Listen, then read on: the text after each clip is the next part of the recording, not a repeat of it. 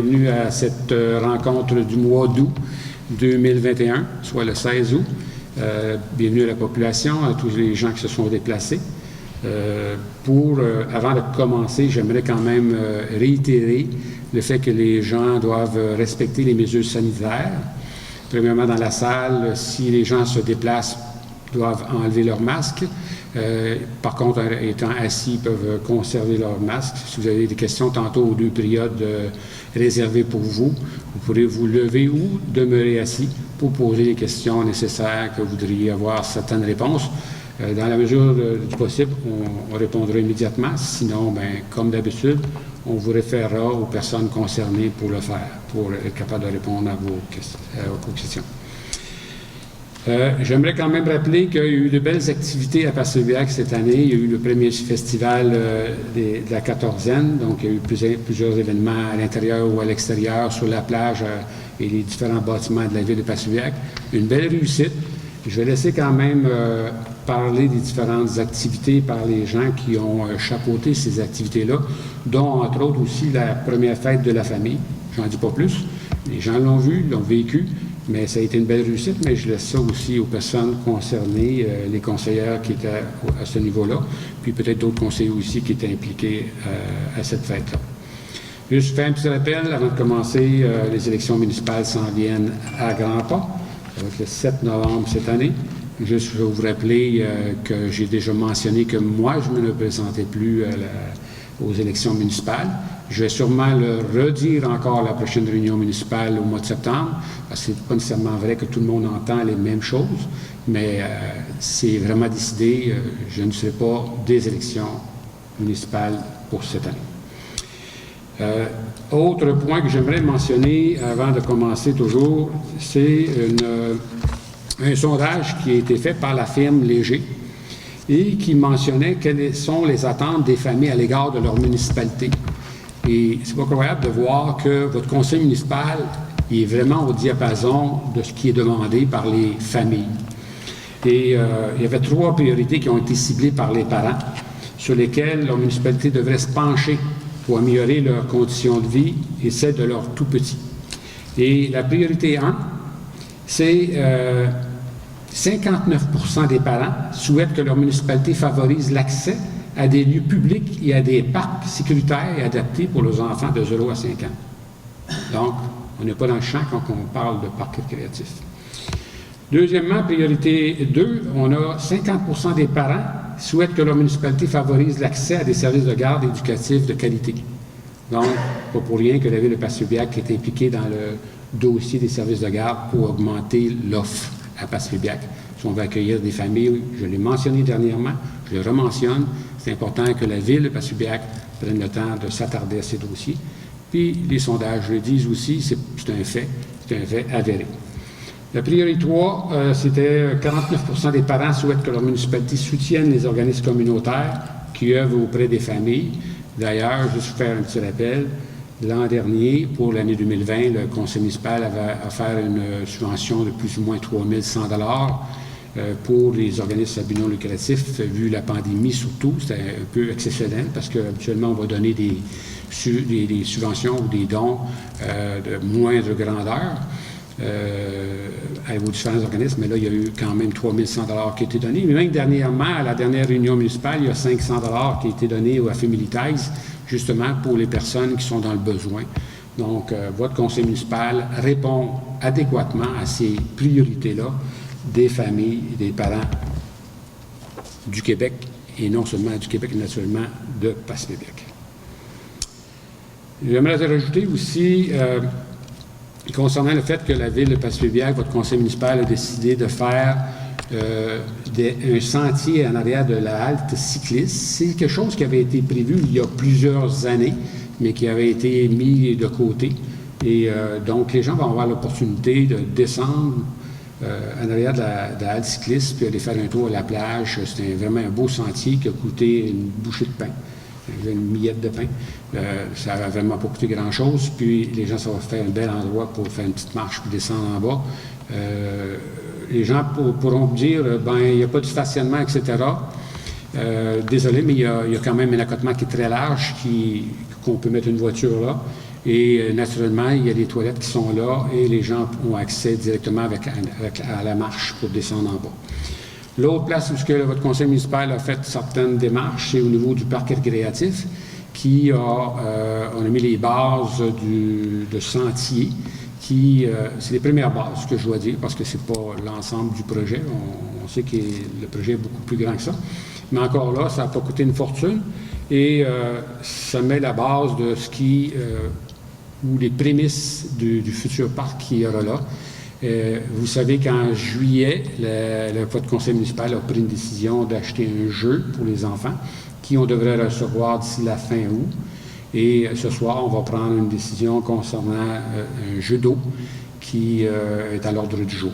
Donc, sans plus tarder, je vais quand même commencer à lire l'ordre du jour, mais avant toute chose, j'aimerais quand même, considérant qu'il est dans l'intérêt public, et pour protéger la santé de la population et des membres du Conseil des officiers municipaux et que la présente séance est tenue à la salle multifonctionnelle du Centre culturel et suite aux recommandations du ministère de la Santé et des Services sociaux, du ministère des Affaires municipales et de l'Habitation, soit le MAMACH, mais on ne peut pas mettre plus qu'une vingtaine de personnes. Là, je pense qu'aujourd'hui, on a comme 26 chaises. On a rajouté un petit peu parce que maintenant, on peut être à 1,5 mètre. C'est pour ça que d'ailleurs, aujourd'hui, on n'a pas de masque. Là. On respecte les mesures sanitaires pour ceci.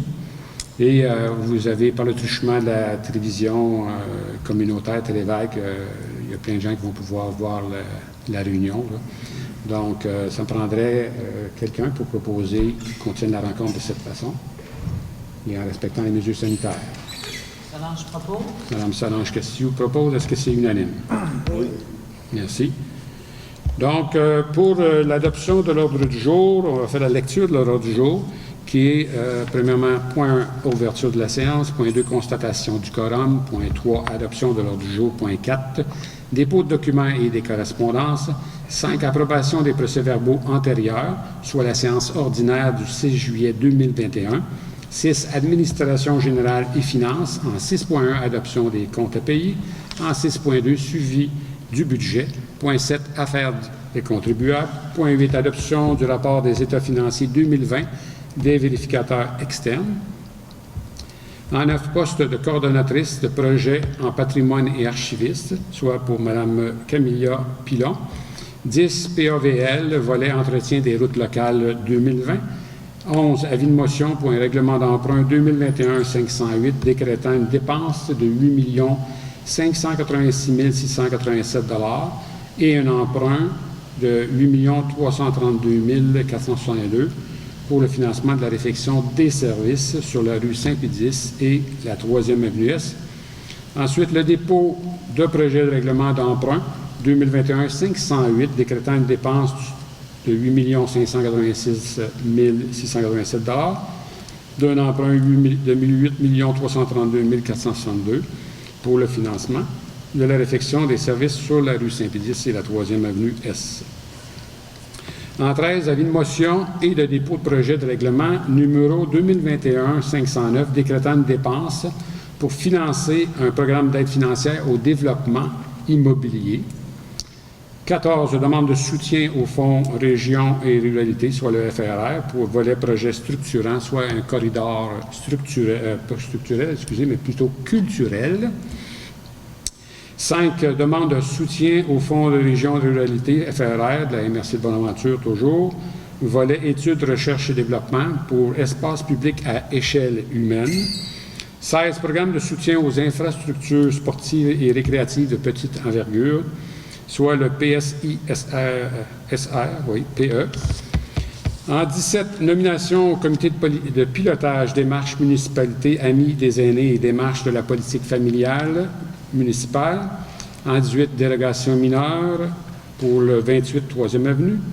Le 19, dérogation mineure pour le 53 3e avenue Ouest. 20, dérogation mineure immeuble 6 au 242 rue Grenier. Ensuite, en 21, programme de subvention, borne de recharge pour les véhicules électriques, 22, contre-offre, vente de terrain pour M. Denis Poirier, 23, demande d'appui à la CPTAQ, M. Gilles Aspiro, 24, modification de résolution 2021 07210 pour la Convention des pompiers, 25 rapports des conseillers, 26 affaires nouvelles, 27 périodes de questions et 28 levées de la réunion. Donc, ça prendrait un proposeur pour entériner l'adoption de l'ordre du jour, s'il vous plaît. Nathalie propose. Donc, Mme Nathalie Castillo propose. Est-ce que c'est unanime? Oui. Oui. Oui. Merci. Donc, on serait rendu en 4. Dépôt de documents et de correspondance. Il n'y a aucun document et aucune correspondance. 5. Approbation des procès-verbaux antérieurs. Soit, il est proposé par et résolu à que les procès-verbaux antérieurs des séances suivantes sont approuvés tels que rédigés, soit le procès-verbal de la séance ordinaire du 6 juillet 2021, donc conformément à l'article 333 alinéa 2 de la loi sur les cités et villes, le greffier est dispensé de la lecture des procès-verbaux, les copies ayant été remises à chaque membre du conseil, puis le 24 heures avant la séance. Donc, j'ai des questions, commentaires, vous pouvez y répondre, sinon ça me prendrait un proposeur pour entériner. Henri propose. Donc, M. Henri Alain propose l'approbation des procès-verbaux, du procès-verbal, parce qu'il y en a seulement un. Est-ce que c'est unanime? Oui. Oui. Oui, merci. Point 6, Administration générale et finances, soit le 6.1, adoption des comptes à payer. Il est proposé par et résolu à que les comptes à payer pour le mois de juillet 2021 d'un montant de 305 860 et 31 sous soient approuvés pour paiement. Donc, s'il n'y a pas de questions, commentaires, ça prendrait un proposeur pour adopter. Solange propose. Donc, Mme Solange Castillo propose. Est-ce que c'est unanime? Oui. Merci beaucoup. Point 6.2, suivi du budget, il est proposé par et résolu à que le rapport des activités financières en date du 31 juillet 2021 soit adopté. S'il n'y a pas de questions, commentaires, ça me prendrait un proposeur. Roméo propose. Donc, M. Roméo Briand propose. Est-ce que c'est unanime? Oui. M. Duchesneau, oui? Oui. Oui, merci. Parce que je n'étais pas sûr, j'ai vu la tête bouger un petit peu, je n'étais pas trop sûr. Donc, on serait rendu au point 7, affaires des contribuables. Les contribuables dans la salle qui auraient des questions, je les invite à le faire. Vous avez quand même à la fin une autre période de questions là, qui au point 27. Donc, oui. Ah, c'est M. Gilles Lamy? Oui. OK, parce qu'avec l'éclairage, je n'étais pas sûr. Là. OK. La halte, c'est qui? C'est la laisse de Passepédiac, la laisse pas loin d'ici. Oui. Puis, est-ce qu'elle est ouverte, présentement? Ou que c'est fermé? Le bâtiment, vous parlez? Oui. Là, il faudrait vérifier avec le directeur des loisirs, et ça se peut être ouverte, mais ça se peut que, là, je ne sais pas si il l'a ouvert ou l'a fermé temporairement. Là. J'ai pas bien entendu. Elle était fermée, OK. OK. Oui, bien, on va faire les démarches pour vérifier comment ça se fait que c'est fermé, si c'est effectivement fermé, parce que ça se doit être ouvert. Oui. D'autres questions? Oui. Oui, en fait, il y a du développement et je suis en mesure de vous en parler tantôt. Je suis supposé en parler tantôt, mais je vais vous répondre immédiatement. Là. C'est un dossier où on doit absolument faire la demande de règlement d'emprunt. Il y a eu des demandes de règlement d'emprunt qui ont été faites. Le financement il a été confirmé, tout, excepté, ça passe par le MAMACH, soit le ministère des Affaires municipales et de l'Habitation. Et c'est eux qui vont venir décider en dernier ressort que le règlement d'emprunt est autorisé ou pas. Et somme toute, c'est une question de forme, une formalité. Et là, ce soir, justement, on passe 2 résolutions, un avis de motion et aussi un dépôt. Et ensuite, on aura l'adoption à faire qui va être jeudi qui s'en vient. Mais la problématique est la suivante, c'est que oui, il y a ça, mais il y a d'autres... ça ne met pas en péril. Premièrement, je dois vous dire, ça ne met pas en péril le projet en tant que tel. Il va se faire, il va se réaliser. C'est juste que ça va être partie remise pour le début des travaux en mai 2022. Parce que les argents sont là, comme j'ai dit, c'est une question de forme, mais il y a eu d'autres problématiques qui se sont pointés à l'horizon à cause de la pandémie. La pandémie a amené un manque de main-d'œuvre, a amené un manque de matériel. Les contracteurs n'ont pas pu être capables de s'approvisionner de tous les matériaux qu'ils ont besoin pour faire les travaux. Et naturellement, à cause de la pandémie, le gouvernement a mis en place un système de subventions pour développer les infrastructures des municipalités beaucoup plus rapidement, ce qui fait qu'il y a beaucoup plus de projets qui sont sur le marché et pas suffisamment de contracteurs pour y arriver, puis pas suffisamment de matériel qui a été fait, ne serait-ce que ce serait les tuyaux, là. Donc, il y a des problématiques d'approvisionnement, ce qui fait que c'est pas possible de faire le dossier maintenant. L'autre possibilité qui aurait pu être envisagée, ça aurait été de dire, OK, faisons les travaux pareils, mais l'asphaltage l'an prochain. Mais ça occasionne des frais de déplacement de 2 fois des matériaux et autrement dit, tout le matériel, les machineries, etc., qui devront les prendre et les retourner. Ça imposerait d'avoir aussi des systèmes temporaires pour les égouts aqueducs pendant un certain temps parce qu'il faut les sortir du sol parce qu'on en fait des nouveaux. Et ça, il faut que ça se fasse avant le gel. Et ça aussi, tous ces systèmes-là de tuyaux, était difficile pour le contracteur de les avoir en main. Ça, c'est d'autres raisons. Donc, ce qui fait qu'on est comme pris par l'étau pour dire, oui, le projet il est toujours là, l'intention du conseil, c'est toujours de le faire, mais pas les agents sont là. Tout est là. Tout est bien là, excepté c'est tout ça qui fait qu'on est obligé de retarder un petit peu. Mais, oui. Pardon? Le prix, là, la question, c'est qu'en ce moment, il devait avoir un respect de part et d'autre, soit du contracteur et de la ville, de répondre à la question du règlement d'emprunt, répondre à être capable de fournir tous les équipements, tous les matériels, etc. J'ai oublié tantôt de dire aussi qu'il y avait la question aussi d'hébergement des employés, parce qu'on sait qu'ils apportent toujours leur équipe, ils engagent du monde du coin, mais ils apportent quand même leur équipe spécialisée. Ils n'ont pas d'endroit pour les héberger. Donc, oui, il y a un risque que les coûts ne soient pas les mêmes. Un risque que les coûts soient plus élevés. Aussi, pourrait être le même, qui pourrait être plus bas. En ce moment, ce qu'on va faire, c'est que nous, on a dit, OK, on va s'asseoir avec le contracteur qui est là présentement pour s'assurer que, justement, les travaux commencent en mai, surtout que la période de dégel est terminée, et aussi de prévoir, de s'assurer des montants qui sont déjà là comme projet. Je ne peux pas vous en dire plus ce soir parce qu'il faut qu'on s'assoie avec eux autres. Comme ça. D'autres questions? Donc, merci.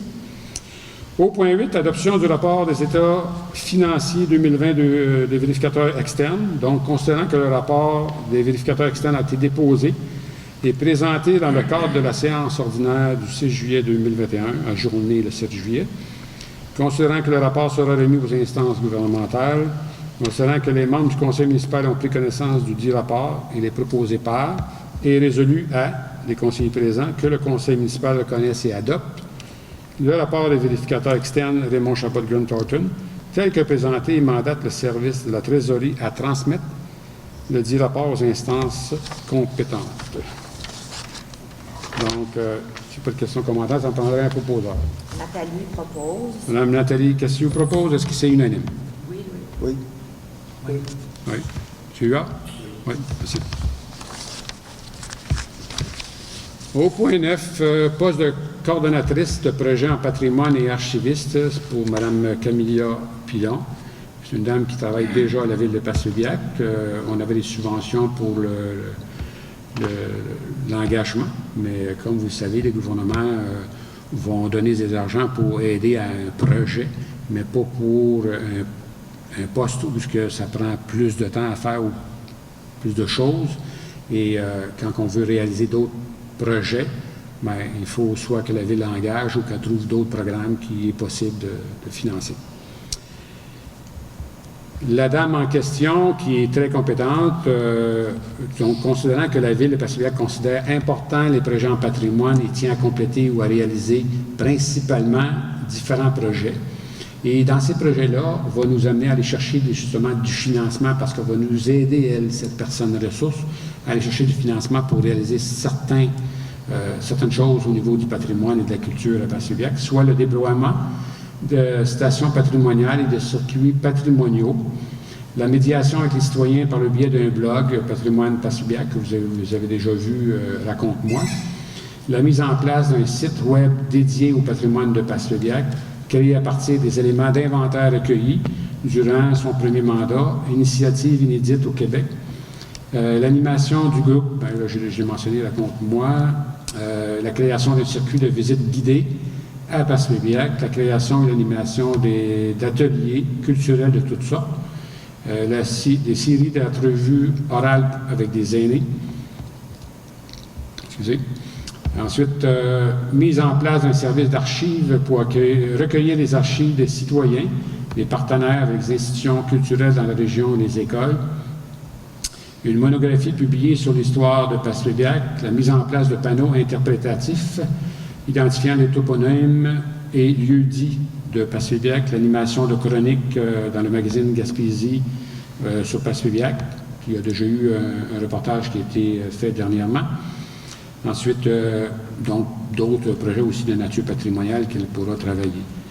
Et aussi, considérant que la Ville de Passepébiac considère important les projets archivistiques et tient à compléter ou à réaliser principalement la mise en place d'une gestion des documents numériques sécuritaire et efficiente par la création de politiques et de guides de gestion, la formation du personnel sur la gestion des documents, la numérisation d'une partie de nos documents pour obtenir une administration efficace, la mise en place d'un parc informatique performant et l'implantation de Microsoft 365 comme solution de gestion documentaire, l'ajout d'un appui pour répondre aux demandes d'accès à l'information.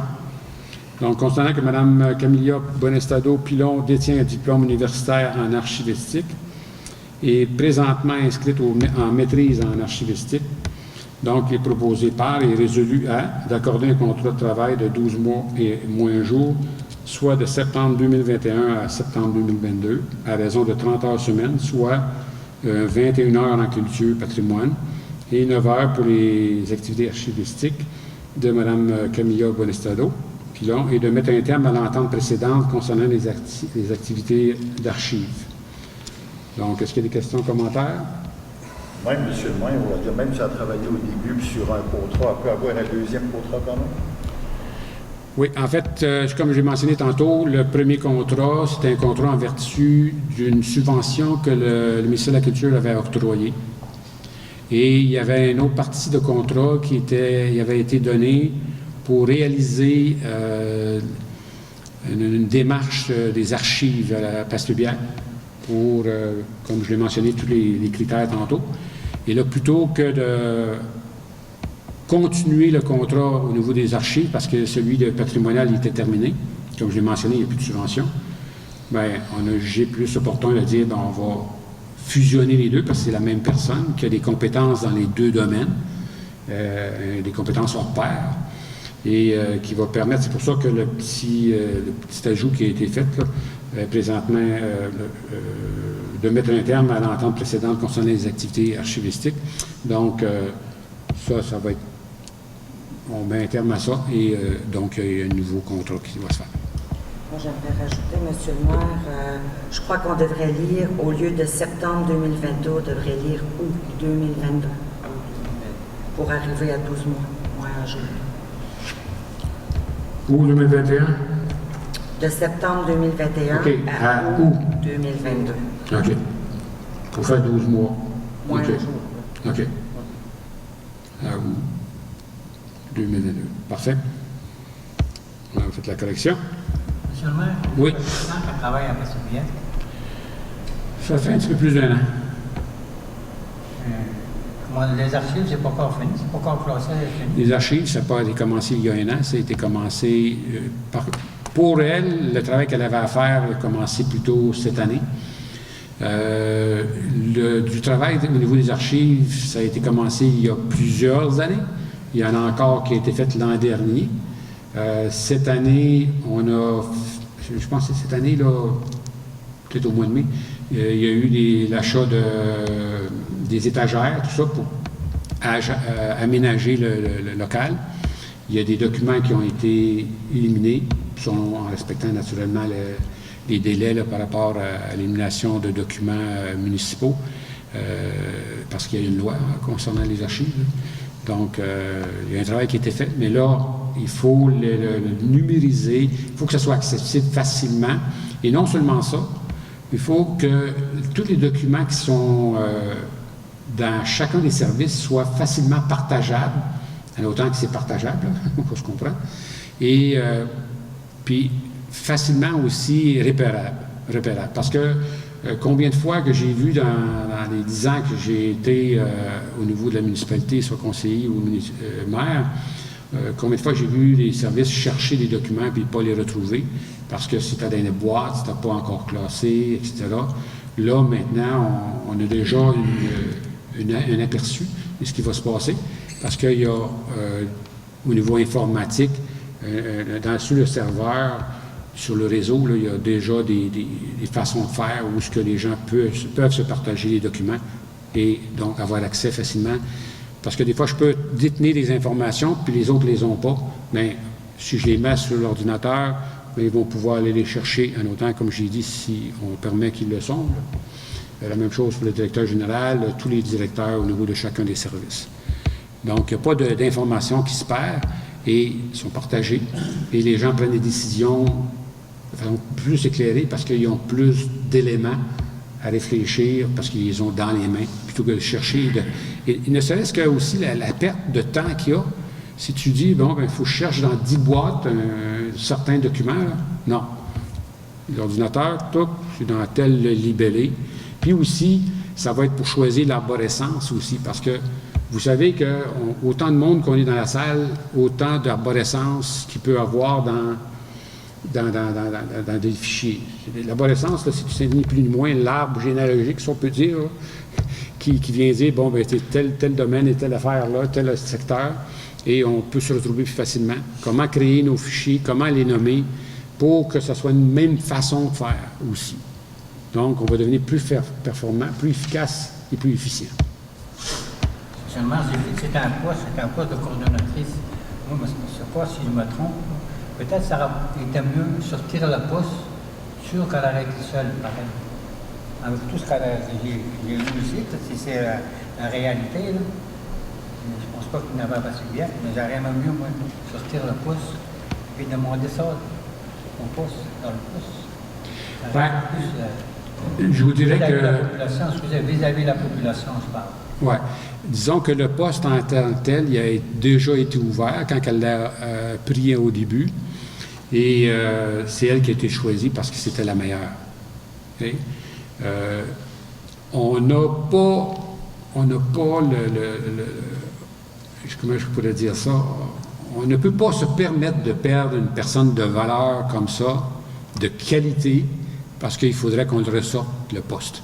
Vous savez que c'est un poste qui est de façon temporaire encore, qui est moins d'1 an, peut-être fait 1 an, et on a la personne ressource de qualité, qui est quelqu'un de voulant, dynamique, qui possède des qualifications. Que voulez-vous de plus? Moi, je ne pense pas qu'on devrait faire ça. Mais j'entends votre commentaire. Il me semble que ça aurait été mieux de sortir le poste de ma part, moi. C'est pour ça que j'étais pas pour ça. Est-ce qu'il y a d'autres questions ou commentaires? Sinon, on passera au vote concernant ce qui est là présentement sur la table. Et vous prononcerez. Moi, dans le fond, je pourrais peut-être rajouter à oui. la rencontre qu'on a eue avec Mme Robitaille la semaine dernière, qui nous a expliqué un peu tout ce que vous venez de mentionner, puis le travail que cette contractante-là apporte actuellement à la Ville. C'est pratiquement comme indispensable pour les 12 prochains mois, moins un jour. Donc, moi, je ferai la proposition pour qu'on engage madame de cette façon. Donc, j'ai la proposition. Est-ce que c'est unanime? Oui. Oui. Oui. Non, moi, je comprends. Donc, est-ce que vous voulez qu'on souligne que vous êtes contre, M. Duchesneau? Pardon? Est-ce que vous voulez qu'on souligne que vous êtes contre? Oui. Ah oui, ah oui. Quand je suis contre, je n'ai pas peur de dire que je suis contre. Oui, c'est parfait. Donc, M. Langlois, juste de mentionner que M. Duchesneau est contre cette proposition et que donc c'est de manière majoritaire, à la majorité. Merci beaucoup. Au point 10, programme d'aide à la voirie locale PAVL, volet d'entretien des routes locales 2020. L'an dernier, nous avons eu pour l'année 2020, naturellement, un montant de 171 894 $ pour faire d'entretien des routes locales. Et aujourd'hui, c'est tout simplement de passer une résolution pour remettre au ministère des Transports et mentionnant qu'on a fait les travaux requis pour le montant de 171 984 $. Donc, est-ce qu'il y a des questions, commentaires? Donc, ça me prend un proposeur. Roméo propose. Donc, M. Briand propose. Est-ce que c'est unanime? Oui. Merci. Au point 11, avis de motion, règlement d'emprunt 2021-508, décrétant une dépense de 8 586 687 et d'un emprunt de 8 332 462 $ pour le financement de la réfection des services de la rue Saint-Pédis et la 3e avenue Est. Donc, ça me prendra quelqu'un qui va faire l'avis de motion et aussi le dépôt de projet. Je peux y aller, monsieur le maire? Oui, allez-y.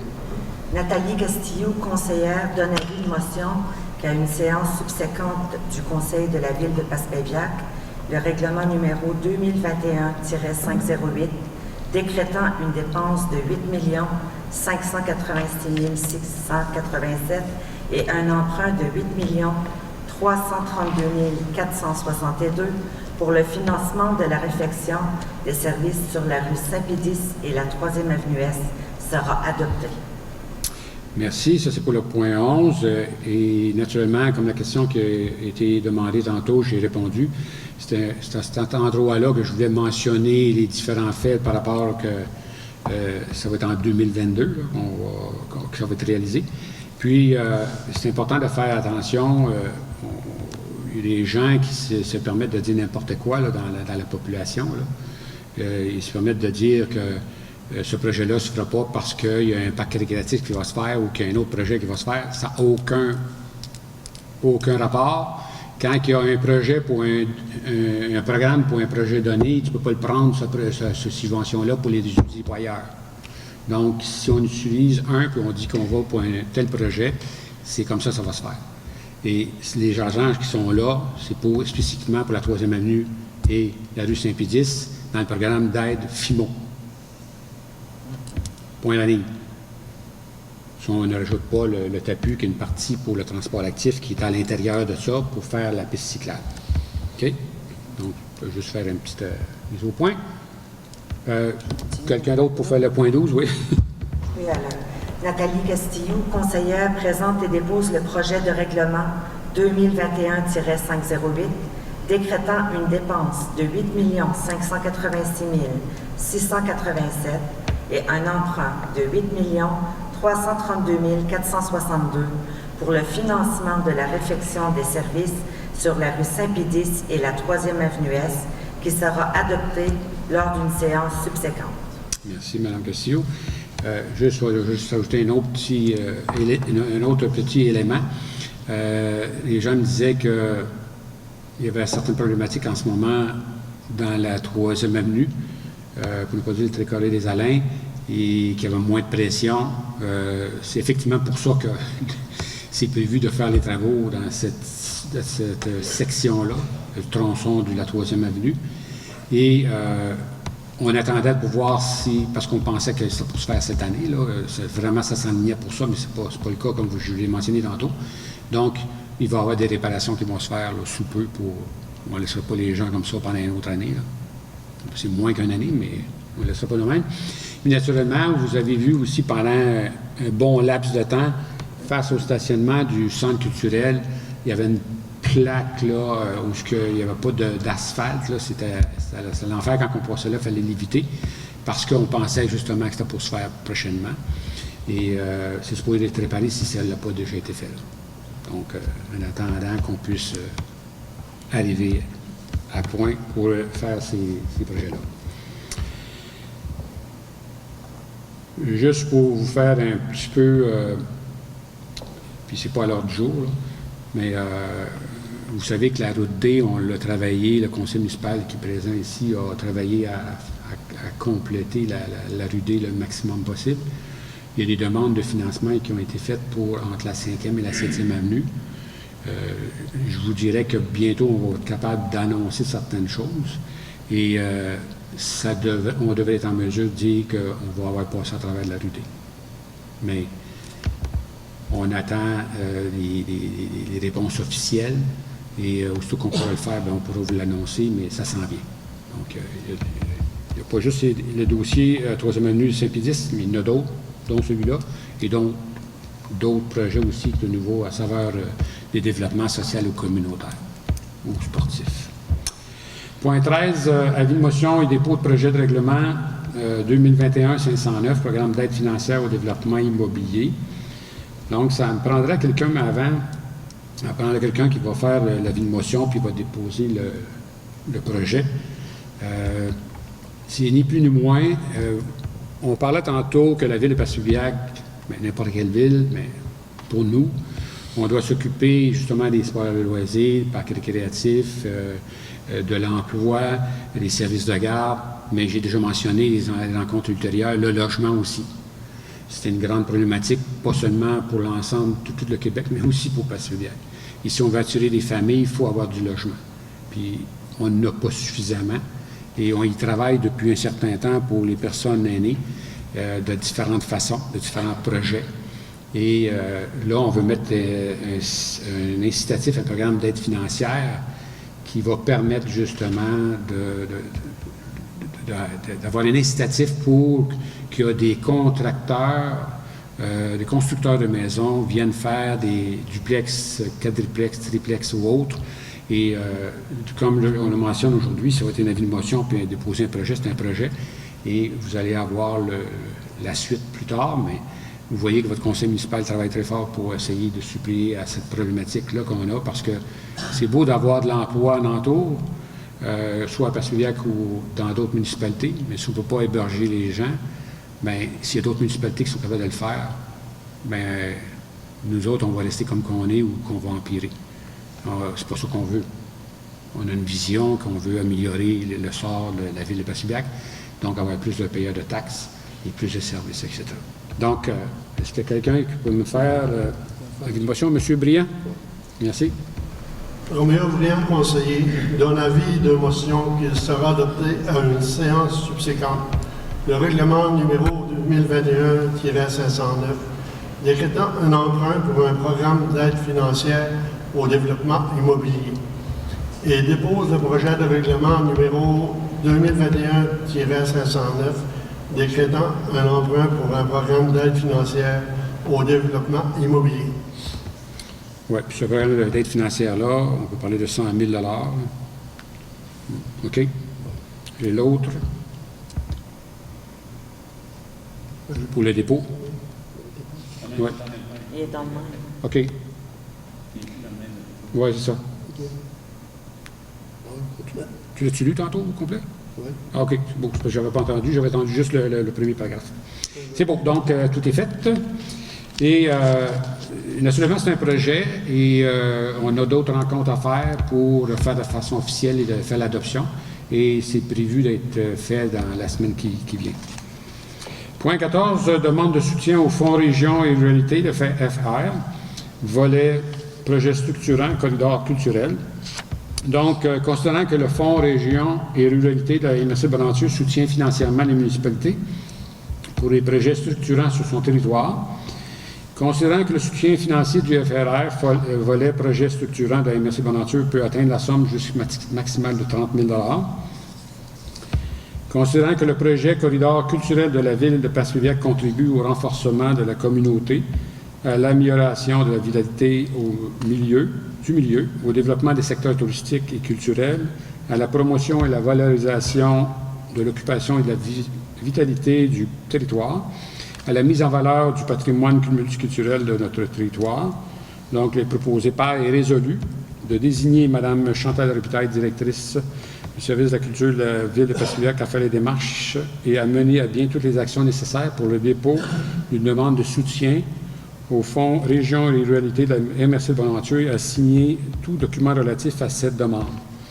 Dans ce projet, la Ville de Passevillers veut mettre un espace culturel patrimonial, qui est un corridor culturel, qui sera sur le banc de pêche de Passevillers, qui va représenter avec des drapeaux, un ensemble de drapeaux et des différentes nations qui ont composé la base même de Passevillers. Donc, les premiers arrivants ici à Passevillers, qui représentent la plupart des familles que vous connaissez déjà.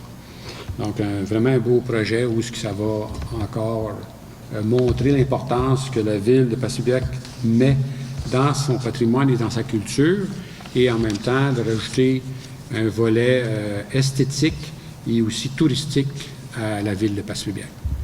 S'il n'y a pas de questions ou de commentaires, ça me prendra un proposeur. Monsieur le maire va proposer. Monsieur Henri Alain propose. Est-ce que c'est unanime? Oui. Monsieur Chenot? Oui, merci.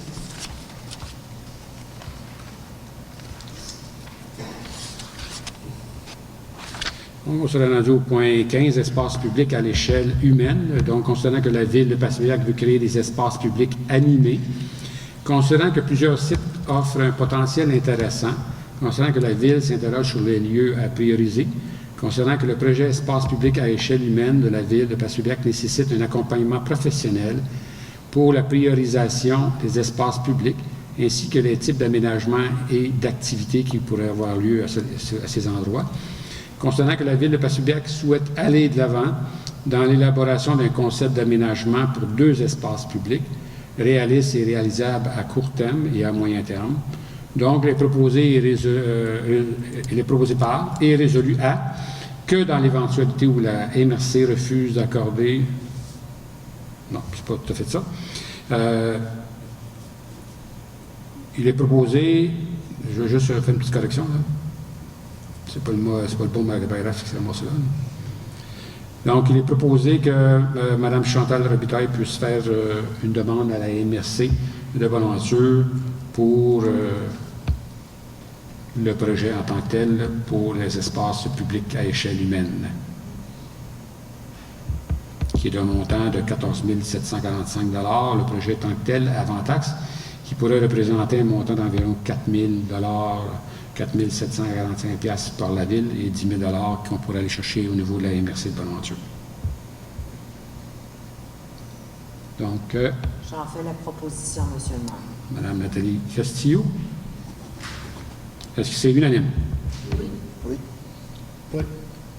Oui, merci. Au point 16, programme de soutien aux infrastructures sportives et récréatives de petite envergure. Donc, considérant que la Ville de Passevillers a en main un plan de développement d'un parc récréatif, aussi appelé parc linéaire, considérant que la Ville de Passevillers tient à offrir à ses citoyens des jeux d'eau pour les enfants identifiés dans son plan de développement de parc récréatif linéaire, considérant que le programme d'aide financière, le PSISRPE, cadre avec les orientations poursuivies par la Ville de Passevillers dans l'offre de services à ses citoyens, considérant que le potentiel de commanditaires disponible pour appuyer un tel projet, considérant que l'apport économique et social qu'apportera ce projet à la communauté, il est proposé par et résolu que la Ville autorise la présentation du projet Jeux d'eau pour enfants au ministère de l'Éducation dans le cadre du programme de soutien aux infrastructures sportives et récréatives de petite envergure. Ensuite, que soit confirmé l'engagement de la Ville de Passevillers payer sa part des coûts admissibles au projet et à payer les coûts d'exploitation continue de ce dernier, à assumer toute hausse du budget de fonctionnement généré par le projet et à ne pas accorder de contrat relatif à des coûts directs avant l'obtention d'une lettre d'annonce du ministre, et que la Ville de Passevillers désigne M. Daniel Langlois, directeur général, comme personne autorisée à agir en son nom et à signer en son nom tous les documents relatifs au projet mentionné. C'est un projet à hauteur d'environ de 250 000 qui va être financé par le programme à hauteur de 100 000 et il y aura un financement, une levée de fonds qui sera à faire et la participation de la Ville ira avec un 20 du montant qui représente 50 000 Est-ce qu'il y a des questions, commentaires? Moi, j'ai une question, M. le maire. Oui, allez-y. Excusez-moi. C'est parce qu'on en a parlé cette semaine, on en a parlé encore avant la réunion. Prendre des décisions rapides de même. Je vous ai même posé plusieurs questions, que je me pose moi aussi des questions concernant. On parlait tout à l'heure des miettes qu'on a déjà installées. Des miettes, pour moi, c'est des petits montants. Il y a déjà des montants qui ont été sur le parc, 7 000, 8 000. Même, vous avez commandé un montant pour un kit de jeu qui vaut 27 000. Pour moi, c'est pas des miettes. Mais il y a d'autres choses avant les jeux d'eau. Les jeux d'eau. Il y a le chalet du Modicole qui aurait besoin, qu'on a besoin vraiment d'un autre chalet, parce que si on continue, les hivers, je ne sais pas ce qui va arriver, ça va affecter les skis de fond, ça va affecter les glissades, ça peut affecter si on n'a pas de chalet. Puis je suis sur le dossier, mais il me semble que mes dossiers n'avancent pas si vite que celui-là qui est là présentement. On a le camping, les jeux qui est au jeu du site aussi, au jeu du site historique, là, qui sont là, qui désuet. On ne place pas d'argent, rien, on ne place pas de miettes pour essayer d'avancer ces jeux-là. Puis, on est en train de travailler sur d'autres choses. Pour moi, je ne vois pas la nécessité d'avoir des jeux. C'est pas parce que je ne suis pas pour les jeunes, puis je ne suis pas pour le développement. On veut développer parce qu'on n'a pas d'argent pour essayer. Puis présentement, c'est la ville qui paye. On n'a pas eu de subvention pour les jeux qu'on a là présentement. On a la marina qui avait demandé un montant d'argent pour essayer de développer leur projet aux autres aussi. On a dit qu'on n'avait pas d'argent. Puis là, on place d'argent sur des jeux qui vont se trouver en arrière de l'aréna, en arrière de la polyvalente, en arrière des maisons qui sont là. Pour moi, j'attendrai. Parce que c'est les citoyens qui vont encore payer. 250 000 pour moi, c'est pas une miette, M. le maire. C'est tout ce que j'avais à dire. Parfait. Merci. Juste pour répondre un peu à votre questionnement, je ne sais pas si c'est un questionnement ou simplement les commentaires que vous avez faits. Concernant les miettes, moi j'ai parlé des sentiers. Les sentiers qui ont été faits en arrière de la halle cycliste, on reparle d'environ 850 $, 800 $. C'est pour ça que pour le beau sentier qui a été fait là, ça a coûté pas grand-chose. Concernant le reste, oui, c'est vrai qu'il y a des jeux qui ont été faits et il y en a un qui est commandé à 27 000 $ qui n'a pas de subvention. Ce qu'on présente ce soir, il y a des subventions. Quand on parle des autres projets, vous le savez qu'avec la vision du conseil municipal 2030, ça mentionnait, entre autres, le développement des Monticoles. Donc, ça demeure toujours une priorité pour la ville de Place-Lubiac. Toutefois, il faut comprendre qu'on essaie toujours le plus possible, parce que des fois, malheureusement, on n'y réussit pas. On tente toujours d'avoir des subventions pour essayer de régler certains dossiers. Et celui-là, il y a une possibilité, si on dépose rapidement, je ne sais pas si vous pouvez me rappeler la date là, de dépôt. 28 août. Donc, on a jusqu'au 28 août pour déposer une demande et on peut recevoir un 100 000 $. Donc, il vient financer quand même une bonne partie du projet. Et on sait déjà que je ne peux pas annoncer ce soir, mais qu'il y a des commanditaires majeurs qui vont donner de l'argent. Mais je ne suis pas en mesure de vous dire à soir, un tel va donner tant. Mais on sait qu'il va y avoir de l'argent. Concernant la marina, si vous voulez revenir sur votre position, parce que c'était une position du conseil de la ville qui ne voulait pas mettre d'argent, bien là, on peut en parler un autre tantôt, mais ça avait été de façon unanime qu'on ne donnait pas d'argent. Bon. Ça, c'est une autre affaire. Fait que, à ce moment-là, on n'avait pas. Aujourd'hui, vous savez, avec les états financiers qui ont été présentés, il y a de l'argent. Vous savez aussi que depuis 4 ans, le conseil municipal n'a pas monté le taux de taxation. On a fait des coupures dans certains endroits qui ont permis de faire certains dégagements de recettes. Et vous savez que dans les fonds de la Ville, il y a au-dessus de 2 millions de dollars, certains montants qui ont été réservés pour certaines choses, dont aussi le projet de la 3e avenue et la Saint-Pédis. Il y a des montants qui sont réservés pour d'autres choses aussi. Donc, il y a des argents. C'est une administration claire et juste. On sait où est-ce qu'on s'en va. Et là, il y a une possibilité d'aller chercher des financements. Moi, je ne comprendrai jamais qu'on pense développer un endroit sans mettre de l'argent. Je ne comprendrai jamais comment on peut garder la vitalité d'une municipalité si on ne peut pas faire ça. Je nommerai aucune autre municipalité dans la MRC de Bonaventure, mais regardez en entour de vous et vous comprendrez très bien que les municipalités qui font les plus de demandes au niveau du FRR et autres, c'est pas Passerieu-Biac et c'est pas les municipalités environnantes. Fait que je vous laisse penser au reste et vous voyez la vitalité de ces autres municipalités-là. Mais moi, je veux ça et je veux encore plus que ça. Autre commentaire, il y a un prêt à payer, puis Le monde est capable de payer. les gens sont capables de payer parce que ça même la taxation qui est là présente, on ne charge pas plus d'argent aux gens pour offrir plus. Mais monsieur le maire, on a des infrastructures qui sont déjà sur place, qui n'avancent pas. Vous avez, comme que je disais tout à l'heure, le camping, les jeux qui est là, qui est vraiment désuet. Ils ont commencé à les réparer dans le temps que les touristes étaient là, sur place. Oui, ça, je veux. C'est pas normal. Ça, M. Huard, je vous l'accorde. Concernant les jeux qui sont à la plage, ils ont besoin d'amour et il aurait dû en avoir de fait. Ça, c'est quelque chose à niveau de la régie interne qui doit être fait. Au niveau du camping ou au niveau du Monticole, désolé, je l'ai dit tantôt, c'est des projets qu'on tient à cœur, mais il n'y a aucun programme qui existe de subvention d'aide financière.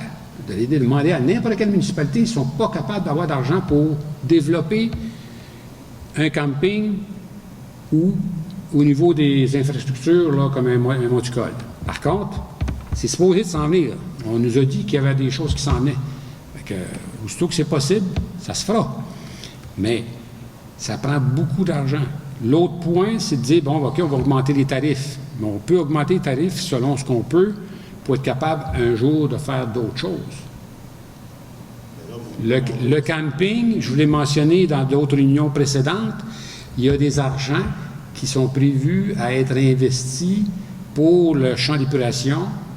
Puis les raisons pourquoi ça n'a pas été fait tout de suite, vous le savez. Il y avait un projet de développement d'infrastructures d'égouts d'aqueduc en bas. En fin de compte, c'est pas possible parce qu'il n'y a aucun financement pour ce genre d'infrastructure-là s'il n'y a pas de maison. Puis ils ne le font pas pour les industries. Ça veut dire que c'est la charge, ça aurait été une charge fiscale totalement sur les épaules de nos contribuables. Des dossiers de 3-4 millions. Donc, sachant, en ayant fait le tour de la question, en ayant fait des demandes, des démarches politiques, autant au fédéral qu'au provincial, pour obtenir des programmes qui pourraient aider, on n'a rien. Peut-être qu'éventuellement, ça sortira, mais on n'a rien. Donc, présentement, on n'a pas la possibilité de faire. Par contre, là, on est en train de travailler sur le dossier, justement, pour corriger la situation au niveau du camping pour le champ d'épuration. Puis, le camping, vous le savez, c'est un camping où il devrait avoir des aires de protection, soit de l'enrochement ou autre. Peut-être qu'il y en a qui vont crier haut et fort que ça n'a pas d'allure d'avoir d'enrochement. Mais à chaque année, vous le savez, ou presque chaque année, on perd des sites. Fait que oui, il y a de l'investissement à faire. Oui, il faudrait rajouter d'autres sites, mais il y a un coût à ça. Puis oui, il faudrait le faire. C'est comme je l'ai dit, on a une attache à l'importance, mais c'est pas n'importe comment. Il faut attendre les subventions, il faut voir ce qui est possible. Oui, mais à ce soir, vous voulez que je prenne une décision assez rapide, là, parce que on a d'autres questions à poser sur les jets d'eau. Les jets d'eau, ça va comprendre quoi? Une capacité de grandeur de quoi? Je ne sais vraiment pas. Bien, puis, il faut que je prenne une décision vraiment, parce que si on va perdre le contrat, ça va être la faute à Hébert ou quoi? Parce que c'est toujours la même chose, monsieur le maire. Aussitôt qu'on essaie d'avancer dans un projet, bien, ça coûte ça, situe vraiment le montant que ça va nous coûter, 250 000? On ne le sait vraiment pas. C'est ce qu'on nous a dit de même. Oui. Le projet en tant que tel, j'ai les deux mesdames les conseillères qui sont à ma droite, là, qui pourront vous donner un petit peu plus d'informations. Mais, juste vous mentionner, parce qu'il y avait, entre autres, dans vos questionnements, là, je le fais là parce que vous me posez des questions, puis on peut bien le faire en public, je n'ai pas de problème avec ça. Mentionner, bien, pourquoi pas le faire à la plage? Effectivement, ça serait une sacrée belle place, mais ce n'est pas l'endroit pour le faire. Puis les raisons sont faciles à comprendre. C'est parce que le système qui s'apprend, il faut qu'on ait un endroit pour éliminer l'eau. Première chose. Donc, on n'a pas d'égout en bas, on n'a pas de pluvial en haut. Là. Deuxième chose, c'est que la nappe phréatique, si on peut l'appeler ainsi, parce que c'est pas vraiment la nappe phréatique à cet endroit-là, les autres eaux, là, en dessous du sable, sont très, très hautes, sont très proches du sol. Je ne peux pas vous dire combien de pieds, mais c'est pas suffisamment creux pour être capable de mettre un système de récupération d'eau là. D'autant plus que, troisième argument, ça coûterait beaucoup plus cher faire ces jeux d'eau-là en bas, parce qu'il faudrait remonter tout ça plus haut. Voici les raisons. Tout se fait, mais ça a un coût. Est-ce que vous voulez que ça se fasse et que les gens payent beaucoup plus? Non, j'en suis convaincu. Autre point que je rajouterais, c'est un parc récréatif. Je vous rappelle que l'idée du parc récréatif, c'est pour faire une extension de la cour d'école où on se retrouve dans un milieu institutionnel qui a l'école polyvalente et l'école élémentaire, et on a les terrains de soccer, le terrain de tennis, qu'il y a eu des investissements il y a quelques années, voire 4 ans environ, 3-4 ans, non, au moins 4 ans. Et ensuite, on a le complexe sportif, donc on a commencé à mettre des sentiers. Il y a un ensemble qui va faire comme un cœur de village où les gens vont pouvoir se rencontrer, jaser, partager, du plus jeune au plus vieux. Donc, c'est vraiment un endroit où il va y avoir une dynamique intéressante et c'est pour ça que ça doit être là. On ne fait pas ça pour les touristes, on fait ça pour notre population avant toute chose. Ça ne veut pas dire qu'il y a des gens extérieurs qui ne viendront pas. Il y a des gens qui vont être attirés à venir, puis peut-être même s'installer. Oui, allez-y, M. Duchamp. On n'a pas parlé de la route D encore. La route D, là, on voulait la faire. Vous avez dit que vous l'avez faite, la route D. Vous avez dit ça? Combien ça va nous coûter encore la route D? Si par hasard, les égouts, parce qu'il y a à l'usine en bas, les égouts, ça ne marche pas, peut-être qu'il faudra descendre les égouts en bas, là, à 3 millions, on va nous emprunter pareil, notre part. Là, vous ne serez pas là, puis moi, je ne serai pas là. Normalement, on a dit, là. Moi, je l'ai dit, puis c'est sûr que je ne serai pas là. Ça ne me dérangera pas, là. Quand tu n'es pas là, ça ne te dérange pas. C'est à l'heure actuelle, il ne faut pas faire des gaffes. Faire payer les autres. C'est ça que je veux dire. Oui. Bien, la question du banc de pêche, j'en ai parlé tantôt, je ne le répéterai pas, là. Bon. Puis la route D, j'en ai parlé tantôt. À savoir le montant, on va le savoir bientôt parce qu'il y a des appels d'offres qui sont sortis. Je ne peux pas vous dire combien ça va coûter. Et je ne le sais pas encore. On a une ordre d'idée, une ordre de grandeur, mais je vais vous le dire lorsqu'on va avoir les vrais chiffres. Et naturellement, si on fait ça, c'est parce qu'on sait qu'on va être capable de faire le projet. Je vous rappelle quand même aussi, dans les états financiers qui ont été déposés au début juillet, est-ce que c'est, on parlait de 2 millions de moins d'emprunts, de fardeaux, 1 million quelque, hein, c'est ça? Donc, ça représentait quand même un beau million de moins sur les épaules des contribuables qui étaient là, et là que c'est plus là. Je ne veux pas dire qu'on est obligé d'en faire un autre règlement pour endetter la ville, mais on est en bonne posture. C'est ça pour vous dire, c'est ça. Moi, je pense qu'on a discuté assez longuement. On peut en parler encore tantôt. J'ai des questions, tout ça, mais je veux dire, quand on me dit qu'il faut le faire rapidement, désolé, on a répondu à pas mal toutes les questions qu'il fallait répondre. Là. Je ne sais pas ce que je peux faire plus que ça. Est-ce qu'il y a d'autres commentaires ou questions? J'ai plus de commentaires. Sinon, bien, on passera au vote. Tout simplement. On va faire la proposition. Donc, Mme Mme Solange Castillo fait la proposition. Est-ce que c'est unanime? Non, c'est pas moi. Donc, M. Henri-Alain est contre. Nathalie pour. Mme Nathalie est pour. Est-ce que je peux justifier mon pour? Oui, allez-y. OK. C'est parce que les différents dossiers qu'on a parlé, ce sont 3 ou 4 dossiers qui se traitent différemment. Puis ce dossier-là, il est prêt à prendre une décision. Les autres, on n'a pas encore de décision de prise, c'est-à-dire qu'on a des décisions de prise, mais, par exemple, les monticoles, ça avance à pas de tortue. Il y a quelques argents qui vont être investis là cette année pour améliorer un peu l'environnement. Le camping, ben, je suis d'accord avec un camping, mais on dirait que l'administration en place du camping, je ne parle pas des conseillers, là, ils ne bougent pas pour faire quelque chose. Puis l'autre, ben, les jeux en bas, j'ai été 2 ou 3 fois regarder ça. C'est vrai qu'il y a besoin d'amour. Puis, d'après moi, c'est pas une place pour mettre des jeux d'eau. C'est pas des jets d'eau, là, c'est des jeux d'eau. C'est pas une place pour mettre ça. Premièrement, à cause de la température, qui est beaucoup plus froide en bas que ici en arrière. Puis, aller se garrocher dans l'eau avec la température plus froide, c'est pas confortable. Alors, j'appuie le dossier, j'appuie ce dossier-là. Merci. Tu as? Répondre à M. Briand, c'est juste pour vous dire que les autres projets étaient là avant celui-là. Je suis contre.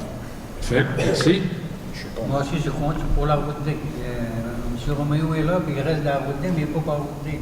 Non, mais là, on ne parle pas de la route D. Pour les jeux d'eau, Les jeux d'eau, je compte ça. vous êtes contre, c'est ça, je vais être sûr. Le parc linéaire, parle-moi plus de ça. Parfait. Donc, c'est 3 pour, 3 contre. Je devrais trancher et j'imagine que vous savez que je vais trancher en faveur de ce projet. Donc, c'est de façon majoritaire. Merci. Au point 17, nomination au comité de pilotage des marches municipalités amies des aînés et des marches de la politique familiale municipale.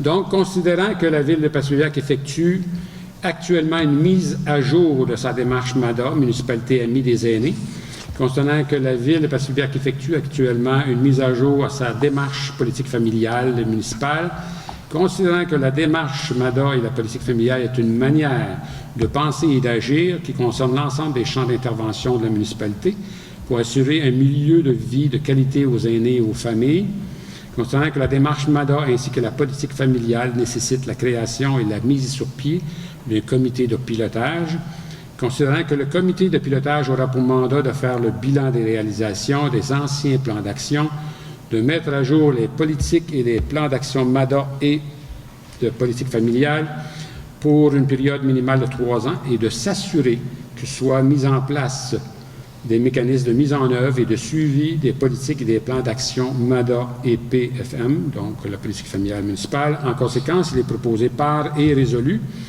que la Ville procède à la création d'un comité de pilotage MADA politique familiale qui sera composé des personnes suivantes, soit Mme Nathalie Castillo, Solange Castillo, M. Christian Bourque, Mme Léonde Chapado, Normand Corbet, Christina Whittam, Mme Carlane Woods, Louisa Berthelot. Donc, tous les gens qui ont été joints. Et avant que je passe pour les questions et les commentaires, je tiens à faire quand même mon commentaire. C'est intéressant de voir et plaisant de voir l'implication des gens. On dirait qu'il y a une effervescence d'implication au niveau soit du comité jeunesse ou des gens pour la politique familiale et des amis des aînés. On voit qu'il y a quelque chose qui se passe, puis j'aimerais qu'on retrouve ça encore pour les années à venir. Donc, il faut continuer le développement qu'on fait présentement. Et j'aimerais souligner quand même que ça fait quand même un certain temps qu'il y a un sondage qui nous permettra au comité de pilotage justement de décider qu'est-ce qui qu'est-ce que les gens visent, qu'est-ce qu'ils trouvent important, dans toutes les tranches d'âge, tous les genres de familles. Et je ne crois pas que, même s'il y avait une date butoir, je ne crois pas que c'est fermé encore. Donc, j'invite les gens à aller voir quand même sur le site Internet de la Ville de Passepébiac ou le Facebook pour aller tenter de remplir le sondage si jamais vous n'avez pas eu la chance de le faire.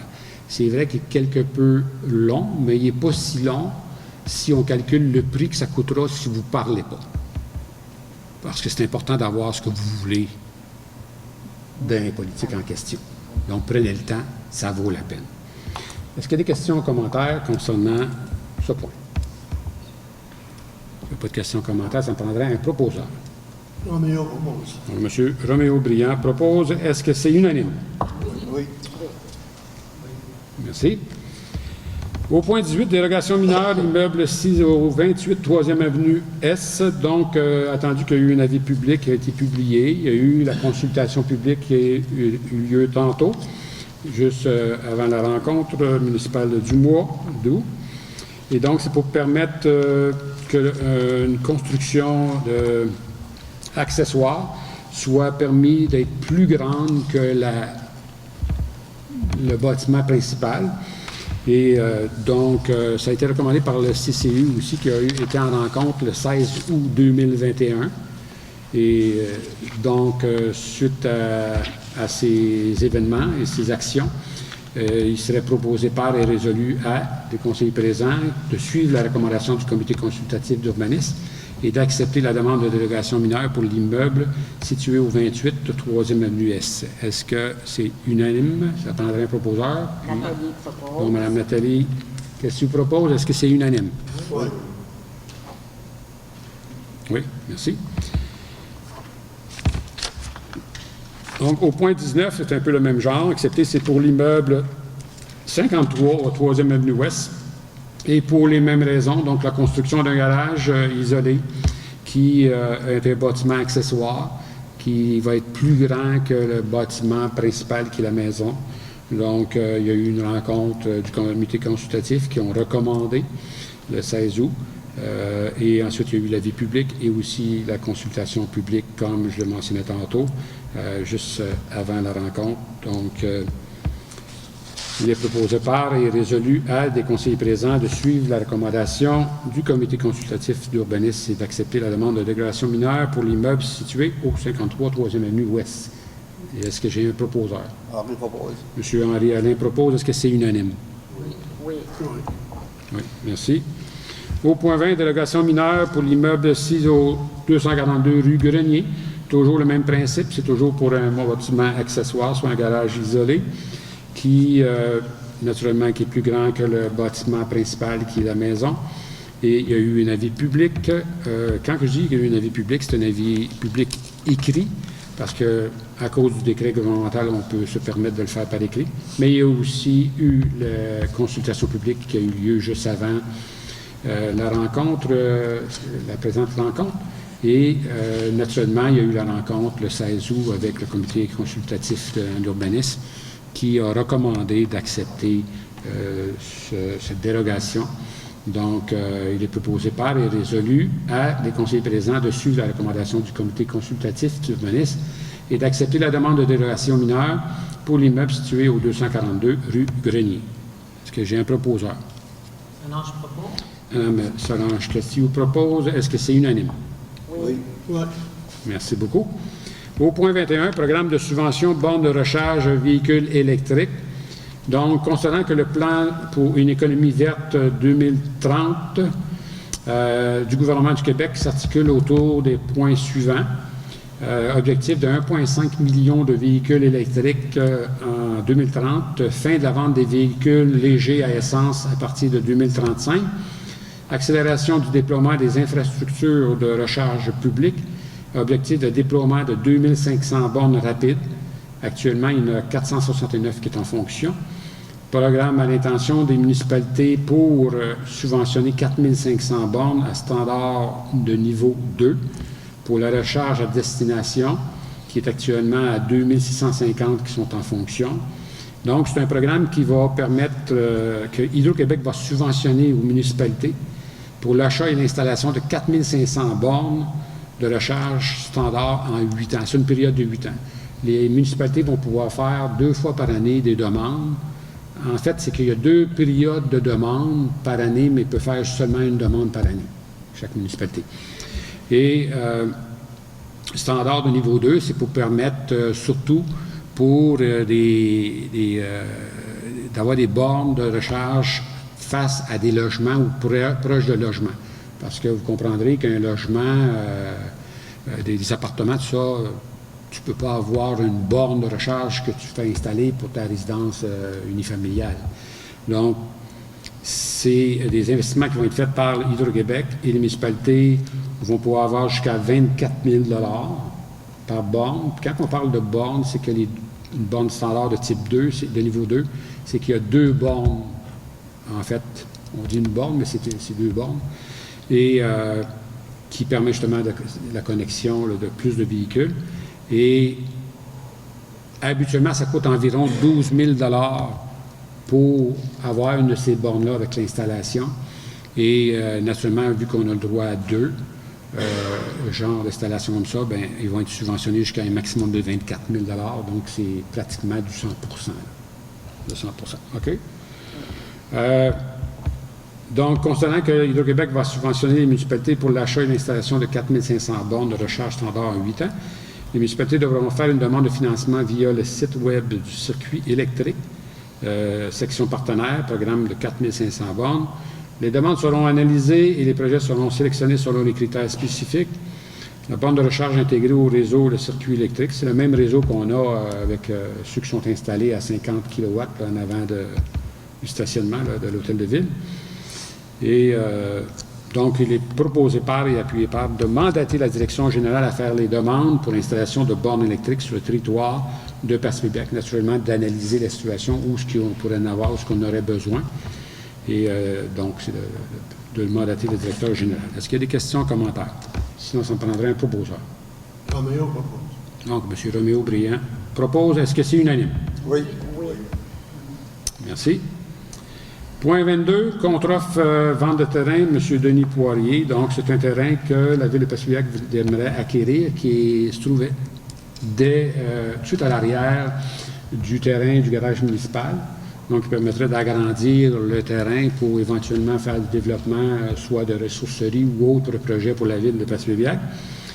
Et donc, on avait fait une première offre et l'offre qui est présente aujourd'hui, c'est que M. Poirier cède à la Ville une portion de terrain portant le numéro de lot 5 235 247 d'une superficie d'environ 50 000 pieds carrés en partant de la ligne nord contre une somme de 1 500 $ pour compenser la différence de taille entre les 2 terrains échangés et que la Ville cède à M. Poirier une portion du terrain portant le numéro de lot 5 235 500 d'une superficie d'environ 18 000 pieds carrés en partant de la ligne sud et assumera les frais reliés aux professionnels au dossier. Donc, c'est la Ville de Passepébiac qui va payer pour les frais relatifs au changement, soit l'arpentage et les notaires.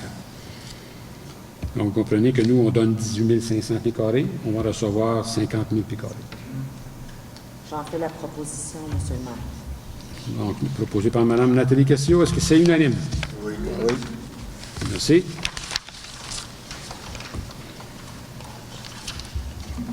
Donc, dans tout ça, c'était pour mandater le directeur général, naturellement. 23. Appui d'une demande de la Commission de protection du territoire et des activités agricoles du Québec, soit la CPTAQ, dans le dossier de M. Gilles Aspiro, soit pour le lot 5 576 686.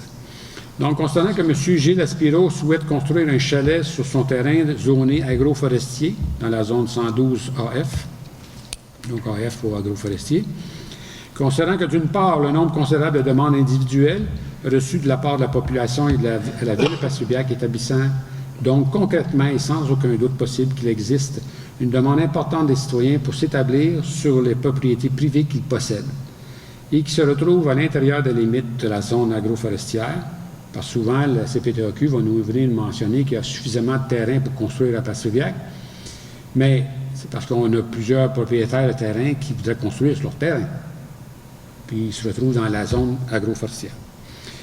Concernant d'autre part que le souhait de la Ville de Passaic d'améliorer son offre de terrain disponible pour la construction de résidences ou de chalets en zone agroforestière, concernant que la CPTAQ devrait prendre en considération la demande de M. Gilles Espiro en regard de l'occupation du territoire de la Ville de Passaic, et considérant naturellement la réglementation, les articles 194, l'alinéa 2 du règlement de zonage 2009-325, et considérant que suite à la rénovation cadastrale, la propriété de M. Gilles Espiro a perdu cette superficie minimale qui était de 50 000 mètres carrés. Et maintenant, il se retrouve avec, autrement dit, c'est 5 hectares, et il l'a perdu par quelques dizaines de mètres carrés, parce que là, il se retrouve à 49 853,5 mètres carrés. Donc, c'est par quelques dizaines de mètres, là, sinon, il aurait eu le droit de construire un chalet. Mais ça, c'est comme je l'ai mentionné, c'est suite à la rénovation cadastrale. Considérant que l'unité foncière distincte portant le numéro de lot 5 576 686 concernée par cette problématique sur le territoire de la Ville de Passaic et que le Conseil de la Ville de Passaic souhaite pouvoir répondre adéquatement à la demande de permis pour la construction d'un chalet sur le dit lot. Donc, en conséquence, il est proposé par et résolu que la Ville de Passaic appuie la demande de M. Gilles Espiro à la Commission de la protection du territoire des activités agricoles du Québec afin qu'il puisse obtenir la permission de construire un chalet sur le lot visé, soit le lot 5 576 686, et que la CPTAQ prenne en considération dans sa décision les considérants ci-haut énumérés. Donc, est-ce que vous avez des questions, commentaires? Sinon, ça me prendrait un proposeur. Nathalie. M. Hébert-Huard propose. Est-ce que c'est unanime? Oui. Oui, merci. Point 24, négociation de résolution pour la résolution... Modification. Oui, pas si marqué. Oui, modification, excusez. Modification de résolution 2021-07-210, parce qu'il y avait déjà eu une résolution qui a été faite. Donc, pour la Convention des pompiers à négocier, c'est tout simplement pour changer les parties qui négocieraient. Donc, ce serait de désigner M. Daniel Langlois, directeur général, Mme Nathalie Castillo, qui est représentante conseillère sur les services incendies, et M. Henri-Alain Conseiller, comme représentant sur le comité de négociation pour la Convention pour les pompiers. Donc, et qu'une copie de cette résolution soit transmise à M. Stéphane Lepage, le directeur du service incendie. Donc, est-ce qu'il y a des questions, commentaires? Si pas de questions, commentaires, ça me prendrait un proposeur. M. Florien Duchesneau propose. Est-ce que c'est unanime? Oui. Merci. Point 25, rapport des conseillers. Comme je le mentionne à chaque réunion, je trouve très important que vous puissiez faire vos rapports des conseillers. Donc, même si des fois vous pensez que ça semble être redondant parce que vous l'avez déjà mentionné dans une réunion précédente, gênez-vous pas, faites-le. Moi, je ne me gêne pas pour le faire. Des fois, je rappelle ce que j'ai déjà dit antérieurement, parce que ce n'est pas nécessairement les mêmes personnes qui sont devant moi ce soir par rapport à la réunion précédente. Et donc, c'est important de faire le message et refaire le message et encore refaire le message. Des fois, plus qu'on le dit, mieux que c'est. Donc, j'invite Mme la conseillère Solange Castillo à procéder. Alors, bonsoir tout le monde. Moi, de mon côté, quel a été l'emploi de mon temps au sein du Conseil de ville durant les dernières semaines? Premièrement, l'arrimage de la première édition de la Fête de la Famille, qui fut une réussite grâce à tous ces bénévoles qui se sont impliqués avec cœur à cette activité. Un merci spécial au comité jeunesse, nos généreux commanditaires, à la ville de Passaic, Radio CHMC, également à M. Dominique Briand, Dania Parisé avec sa démonstration de danse, Chantal Castillo, le band à M. Yann Lévesque, Alexandre Espiro, Daniel Alain et Steve Bolduc. Et tout le personnel du complexe sportif là, qui se sont bien manifestés pour cette journée. Donc cette fête a rassemblé des jeunes, moins jeunes et des aînés. Plus ou moins 700 personnes ont franchi le stationnement du complexe. Mon souhait, c'est que cette fête devienne un incontournable à Passaic. Également, quelques rencontres avec le directeur des loisirs en lien avec la mise en place du premier sentier versus le parc récréatif. avec Mme Castillo, durant le mois de juillet, tout près d'1 kilomètre environ a été tracé. C'est M. Langlois, 859. Grâce à nos efforts et déterminés à y parvenir, chacun a mis la main à la pâte. Donc, bravo à M. Christian Bourque, M. Daniel Langlois et également à M. Bastien pour votre soutien. À M. Hébert Huidhomme, M. Michael Denis à la ville et également M. Denis Alain et son équipe aux travaux publics d'avoir réalisé ce beau sentier et travaillons tous ensemble pour le peaufiner et l'embellir pour les prochaines années. Également, toujours en lien avec le parc récréatif, nous attendons le module de jeu, comme M. le maire le disait, d'ici quelques semaines ou peut-être cette semaine. Nous avons vérifié la semaine passée avec M. Bourque et tout dépendait de la disponibilité de son personnel pour l'installer. Avant le début des classes, les enfants pourront pouvoir s'y amuser. Donc, ce lieu deviendra un lieu rassembleur toujours à caractère environnemental. Pour terminer aussi, également, nous tiendrons une première rencontre avec le comité de pilotage de la politique de la famille, moi et Mme Castillo. Ce sera chapeauté par Mme Arielle Péman, qui est notre chargée de projet. Donc, beaucoup de travail nous attend durant les 2 prochains mois d'ici la fin du mandat. Donc, merci de m'avoir écouté et bonne soirée. Madame Nathalie, question? Bonsoir tout le monde. Moi, de mon côté, j'ai suivi affaire au niveau des habitations populaires de Passepébiac, où est-ce qu'on a reçu de M. Gervais Daris, qui est comme dans le fond le responsable des logements sur la rue Mal-Demain. Le projet a été déposé, l'appel d'offres a été déposé à SEAO pour réaliser les travaux cet automne. L'ouverture des soumissions aura lieu le 3 septembre au bureau de l'architecte Annie Richmond.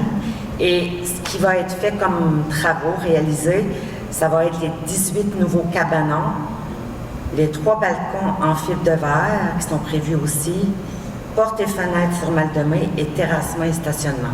C'est quand même la belle phase 2 du projet où est-ce que M. Huard est comme partenaire avec moi sur ce dossier-là.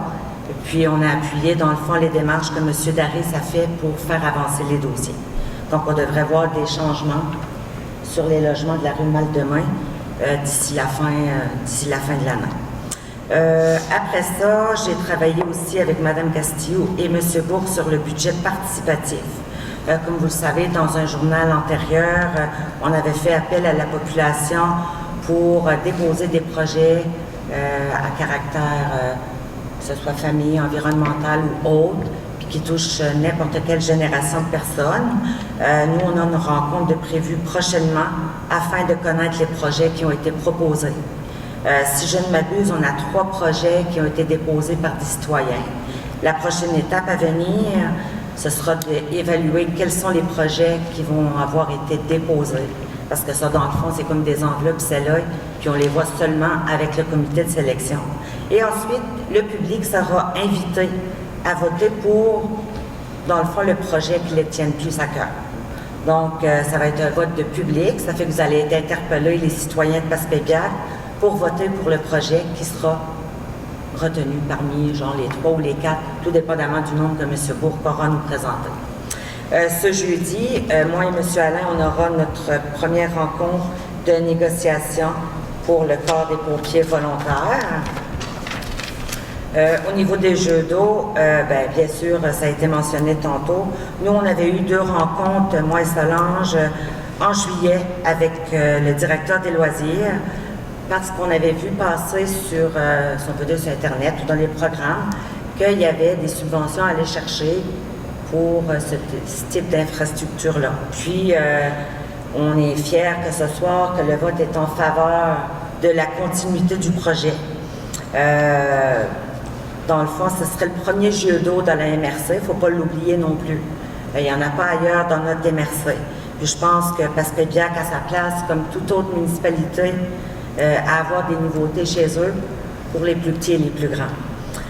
Ceci étant une phase au projet du parc récréatif, nous travaillons activement afin de trouver des partenaires financiers pour la réalisation de ce projet, qui est évalué, comme M. le maire le disait, à plus de 250 000 $.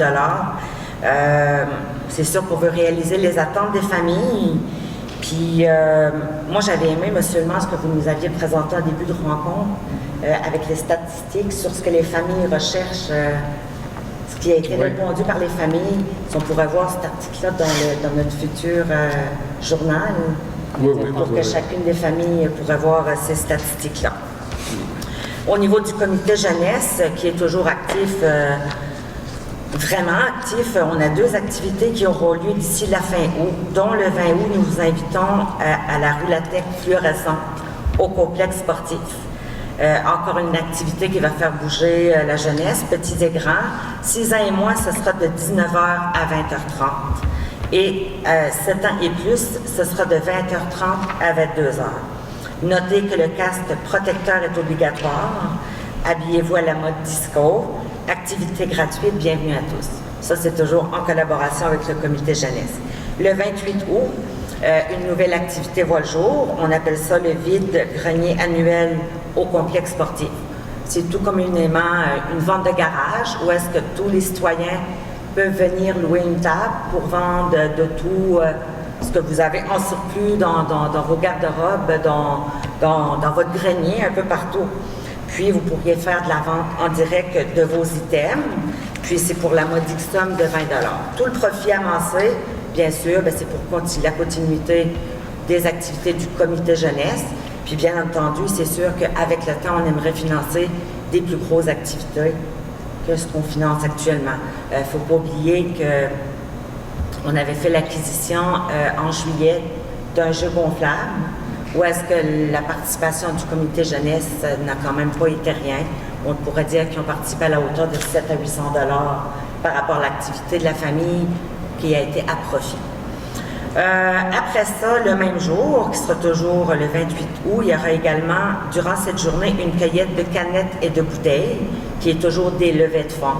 On vous invite au complexe sportif à partir de 10h toute la journée du 28 août, par la porte arrière du complexe sportif, à venir amener vos canettes, vos bouteilles ou des dons, tout se prend, puis toujours, dans le fond, pour le comité jeunesse et les activités qui s'y rattachent, telles que du financement pour le parc linéaire.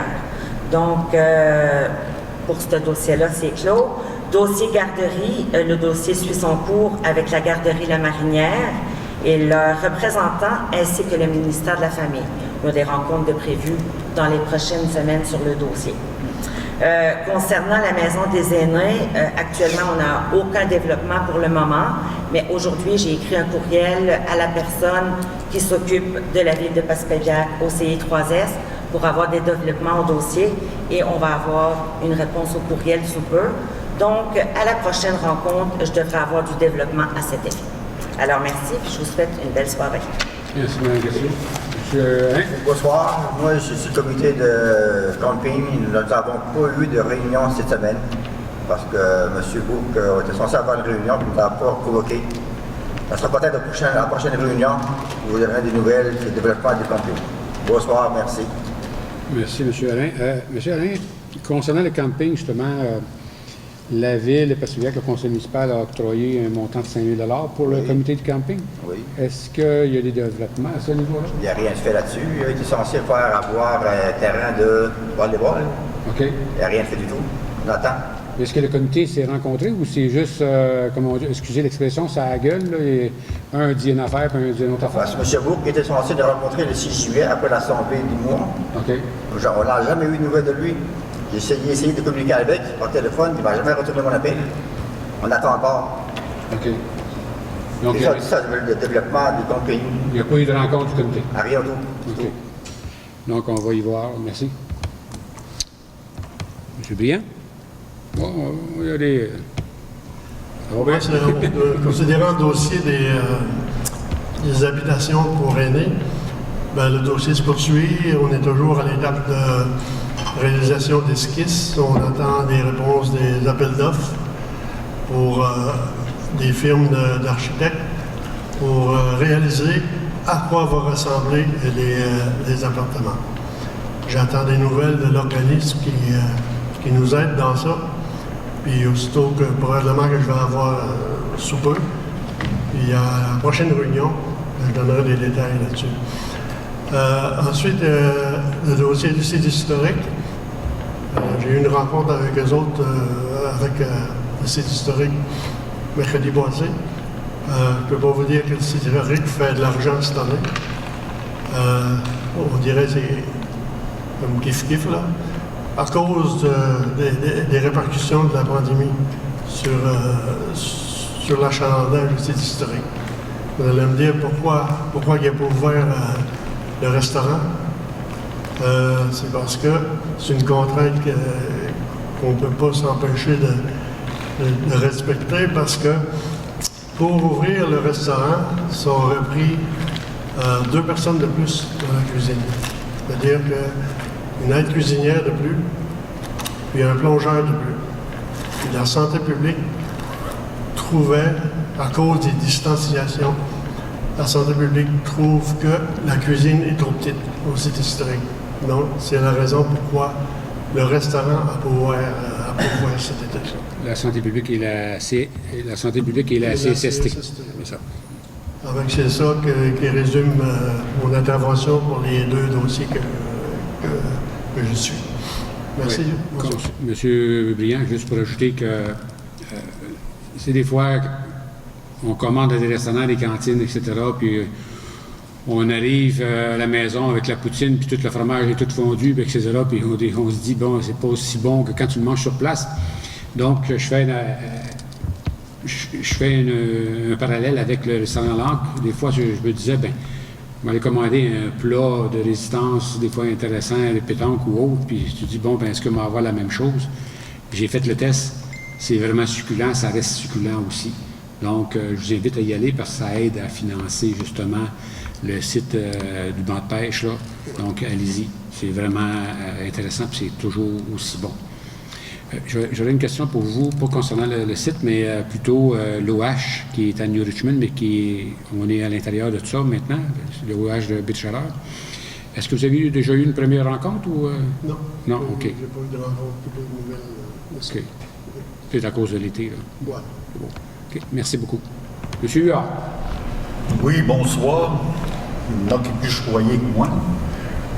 Ça fait que je suis le dossier du camping. Camping, Henri en a parlé, on est tous les 2 sur ce dossier-là. C'est vrai qu'on attend une rencontre depuis le mois de juillet. On appelle régulièrement, j'en ai parlé à M. Bastien, on n'a pas de réponse. J'espère d'en avoir cette semaine. J'ai le comité du chalet du Moticole. Encore un autre dossier qui avance pas trop vite, là. Je vais essayer de rencontrer les membres cette semaine pour aller chercher des argents, aller chercher quelque chose pour que ça avance. Puis il y a les jeux du banc de pêche. C'est vrai que c'est moi que je pense que moi qui est le plus pauvre de toute la gang, le moins choyé. Ça fait que je vais essayer de faire quelque chose le plus rapidement pour essayer de faire avancer ces dossiers-là. Merci, bonne soirée. Merci, M. Huard. Je vais demander dès maintenant à M. Langlois de rejoindre M. Huard demain pour jaser de tout ça. Voir quand est-ce qu'il va y avoir une possibilité de faire des rencontres, etc., avec M. Bourque, etc. On va mettre un petit peu d'accent sur ça aussi, là. S'il vous plaît. Merci. M. Duchesne. Bonsoir tout le monde. Moi, il y a 2 petits dossiers, ce pas des gros dossiers. L'urbanisme, puis on a passé les 3 dérogations là-dessus. Ça a très bien été, on a tout accepté ça, même à l'urbanisme. Ensuite de ça, j'ai le dossier des travaux publics. Quand j'ai quelque chose, un bris d'un coin de rue, vous devez voir à la 4e avenue, la route Saint-Bédis, il y avait 3 points.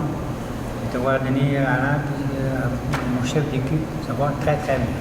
Il y a quelque chose, je vais le voir, réalise tout ce que j'ai dit. Je ne donne pas d'autres, je n'ai pas le droit d'y donner d'autres, mais j'y demande d'aller le faire. Je suis très poulé avec, lui est très poulé avec moi, il fait tout ce que j'ai demandé. Pas de problème avec ça. Merci. Merci, M. Duchesneau. Merci à tous. Donc, on s'est rendu au point 26, affaires nouvelles. Donc, il n'y a pas de point affaires nouvelles. Le point 27, période de questions. Donc, dans la salle, j'invite les gens à poser leurs questions si jamais il y a des questions ou interrogations. Oui, M. Holmes. Bon, Nelson, je n'étais pas pour amener des commentaires ce soir, mais M. Huard a ouvert la porte concernant la marina. Je dois vous avouer que l'an dernier, on a fait une présentation On vous a parlé de l'aspect économique de la marina. Il y a quand même des choses qui ressortent au niveau de l'accueil qu'on fait touristique cet été. Je dois vous avouer que cet été, on a refusé énormément de visiteurs à la marina parce qu'on n'a pas pu agrandir l'année passée. C'est un projet de 400 000 qu'on avait proposé. On demandait 50 000 à la ville. Si les conseillers ont fait un petit calcul rapide, on a fait une première demande à la ville en 2007. Je pense que vous étiez maire à ce moment-là. On a eu du support. La ville avait supporté pour 61 000. Sur 10 ans, ça représentait 6 000, plus les intérêts. Ça a fini en 2017-2018. On a été sage 5 ans sans ne rien demander. On demande 50 000. On passe pour des gens qui exagèrent. Si vous aurez fait un petit calcul, que ça vous représentait 5 000 par année sur 10 ans, on aurait eu aujourd'hui un projet de 400 000 qu'on aurait remis clé en main, pas à la ville, mais quand même dans les infrastructures touristiques de la ville. Donc, si j'ai bien compris, vous avez de l'argent, vous ne serez pas fermé cette fois-ci à ce que le conseil d'administration de la marina vous fasse une nouvelle demande de support qui va être dans le même ordre de grandeur parce qu'on doit aller voir encore les ministères. Puis cette fois-ci, peut-être avoir une lettre d'intention de la ville de nous supporter avant qu'on va faire les démarches pour savoir si on est capable de refaire le financement puis aller voir Développement économique Canada.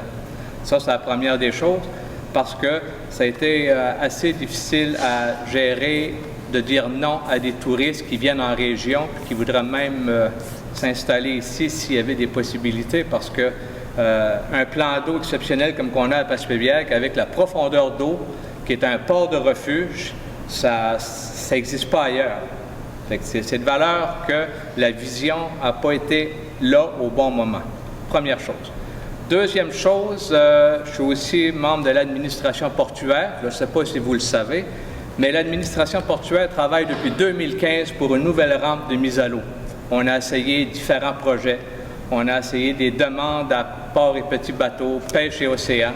On est monté jusqu'au bureau de la ministre. On est allé chercher le support d'une députée de l'opposition. Et il y a 2 semaines, l'administration portuaire a été invitée à une annonce spécifique de l'honorable ministre, Mme Diane Le Boutillier, et elle nous a annoncé que Passepébiac va avoir une rampe de mise à l'eau neuve. Là, on est en train de faire des travaux avec port et petits bateaux et pêche et océan pour voir où on va la situer. On ne veut plus nécessairement l'avoir à l'endroit où elle est actuellement, parce que lorsqu'on sort indirectement, puis on était collaborateurs, on sort sur les terrains du site historique.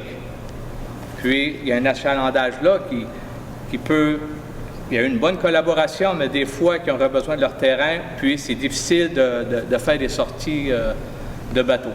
Donc, on regarde pour d'autres endroits, et ça se peut qu'on vienne voir la ville pour dire ce que vous nous supportez dans le nouvel endroit où on va recevoir la rampe. Donc, c'est un investissement du fédéral que l'administration portuaire est allée chercher au bénéfice du havre de pêche de Passepébiac. Je pense que c'est une deux bonnes choses qu'on a travaillé là-dessus, bénévolement. Troisième élément, vous avez parlé de votre sentier que vous avez développé. Là. Pour le moment, je l'appellerais plus la glissade de base, là, parce que ça a été débroussaillé à la terre rouge, mais éventuellement, lorsque ça aura repoussé et que les arbres auront repris un peu le chemin, moi, je vous encourage à réfléchir à une continuité avec la serpentine qui a déjà existé. Puis la serpentine, elle n'est pas morte parce qu'il y a quelques bénévoles qui l'ont entretenue depuis 2004.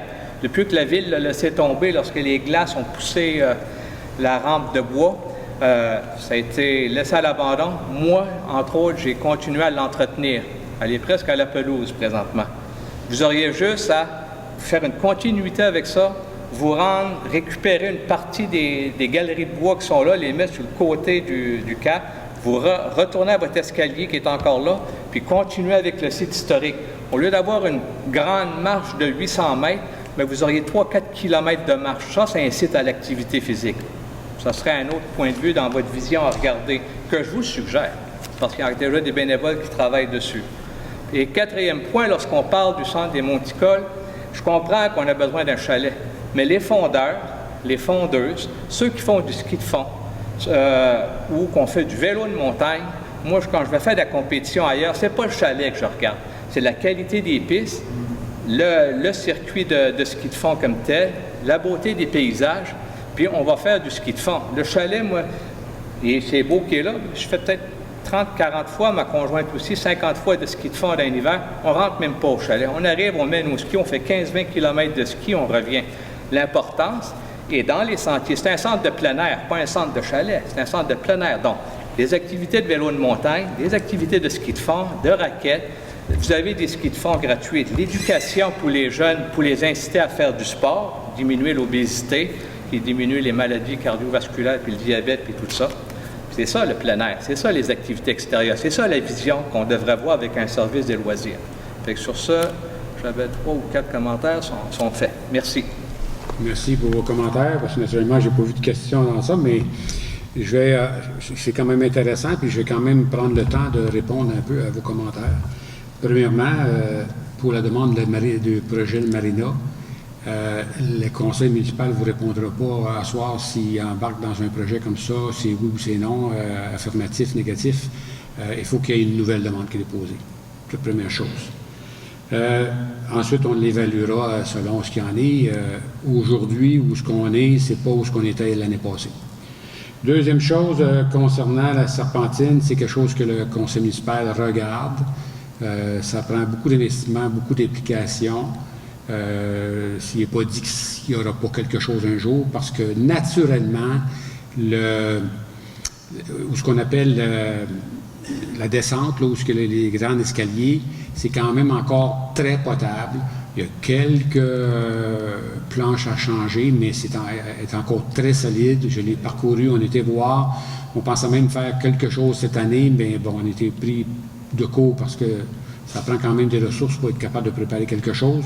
Question de récupérer ce qu'il y a déjà là. Oui, on est conscient qu'il y a une possibilité de récupérer, mais encore là, il faut monter un projet. Puis, pour rester, demeurer sur la 132, puis descendre à l'occasion aussi en bas, je sais qu'il y a une partie du chemin qui est entretenue par des propriétaires privés. Donc, oui, il y a une possibilité de faire quelque chose de beau encore là. Qui a déjà été là antérieurement. Mais ça, c'est un autre projet. Il faut monter pour être capable de présenter, etc. Puis, oui, il va y avoir encore des argents des contribuables qui sera dépensé là, mais oui, c'est vrai, c'est vraiment un endroit fantastique. Concernant le sentier en arrêt de la halle cycliste, c'était prévu que c'était pour être boueux un peu parce que c'était en terre, puis avec de la pluie, si tu n'as pas mis du gazon tout de suite, c'est ça que ça va arriver. Donc oui, ça va prendre un certain temps avant que ça soit vraiment un bel endroit pour vraiment parcourir tout ça, mais encore là, c'est un sentier supplémentaire qui va donner accès justement à toute cette partie-là en bas, éventuellement à développer, qui va permettre aux gens de marcher. Un autre bel endroit dans Place-Lubiac. Concernant la rampe de mise à l'eau, oui, je suis au courant que la ministre, d'ailleurs, m'avait invité, puis je n'ai pas pu y être, là, mais je savais que c'était pour la rampe de mise à l'eau, entre autres. Ben, en fait, c'était pour plusieurs annonces, là, pour différents quais, dont celle de Place-Lubiac. Et étant donné que vous êtes justement directeur de port et que vous m'envoyez quand même votre correspondance là, sur ce que vous envoyez à Pêche Océan ou autres, là, les ports de Petit Bateau et Mme Le Boutier, je suis content de voir que vos efforts ont porté fruit. Puis, d'ailleurs, je vous invite aussi, parce que je veux juste faire un petit rappel, dans le plan stratégique de développement de la ville de Place-Lubiac, il y avait comme 13 projets en bas au banc de pêche, dont la marina et l'aménagement d'un stationnement, parce que vous savez, on ne reviendra pas sur ça à soir, mais on sait qu'il y a une problématique de poussière, puis de stationnement, puis etc. Il y a un projet là, pour développer ça. Puis, si ma mémoire est bonne, il y avait justement la rampe de mise à l'eau qui aurait été au bout de la capitainerie. Est-ce que c'est là que vous voulez la faire? Je ne le sais pas. Mais moi, je vous invite justement à vous asseoir avec nous autres pour regarder ça. Puis, il n'est pas dit qu'on ne dira pas oui à une aide. Là. Mais je ne dis pas que c'est oui. Là. Mais je dis qu'il faut s'asseoir pour regarder tout ça puis voir ce qui est possible. Espérant d'avoir répondu à vos commentaires un peu. Est-ce qu'il y a d'autres questions, commentaires? Je prends les commentaires aussi, comme vous l'avez vu. Là. Donc, s'il n'y a plus rien d'autre, je vous remercie infiniment. Ça me prendrait quelqu'un pour lever de la séance et je vous souhaite une bonne fin de soirée et bonne fin de mois. On va se voir au début septembre. Merci à tous de vous être déplacés. C'est important ce que vous faites. Merci. Donc, Nathalie propose. Madame Nathalie, qu'est-ce que vous propose? Est-ce que c'est unanime? Oui. Merci beaucoup.